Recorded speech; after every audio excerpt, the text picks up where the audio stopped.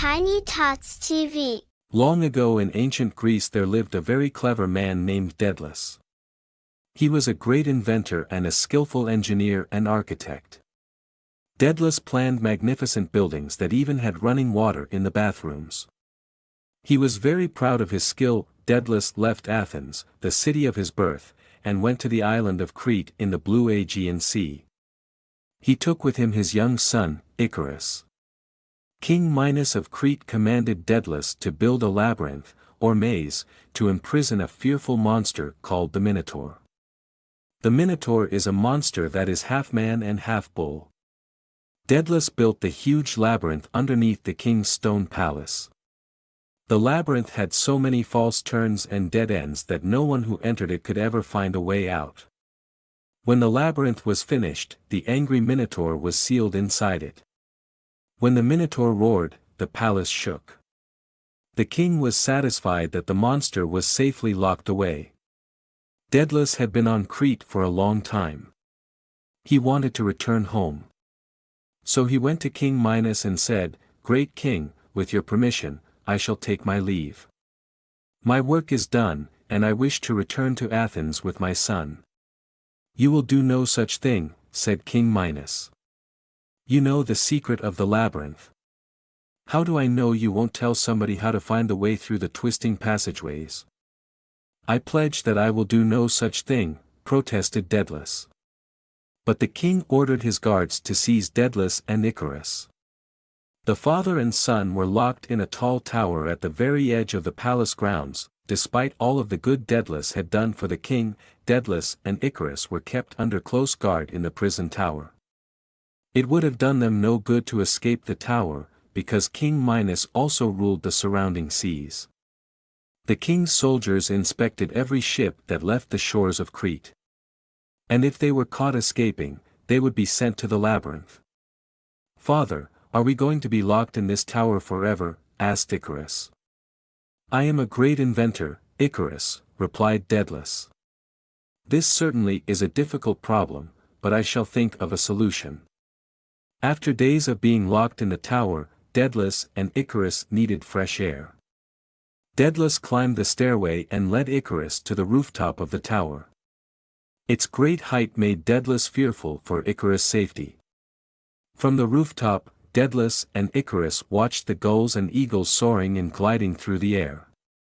The birds flew very close to the tower. Daedalus studied with fascination the birds' wings as they flew. "Icarus, my son, I have an idea," said Daedalus. "King Minos may rule the land and the sea, but he does not rule the air."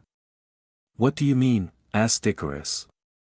"Only birds can fly through the air." "That is because they have wings," said Daedalus. "I want you to help me catch some birds. We need many feathers of all sizes." Daedalus watched closely the way birds use their wings to take off and fly. He studied the way feathers fit together to cover the bird's wings. He noted the weight and the size of the wings in proportion to their bodies. Icarus watched his father intently as he laid out a row of long feathers. Then his father laid a row of smaller feathers below that. He sewed them together with linen thread and a needle that he carried in his pouch. Daedalus laid down many more rows of feathers which Icarus held in place for him. Finally, Daedalus softened some beeswax and fastened the rows of feathers together with the wax. At last Daedalus was finished. He held up a beautiful pair of wings. Daedalus tied the wings to his arms and shoulders with thin strips of leather. Cautiously, he fluttered the wings. Daedalus then moved the wings up and down with strong beats. As the wings moved, he could feel himself lifting from the roof of the tower. "Stop, father. Make my wings now," Icarus begged. Daedalus took his wings off and made a smaller set of wings for his son. Again he used wax to fasten many of the feathers. Then he tied the wings to Icarus. "Just watch me first," said Daedalus to his son.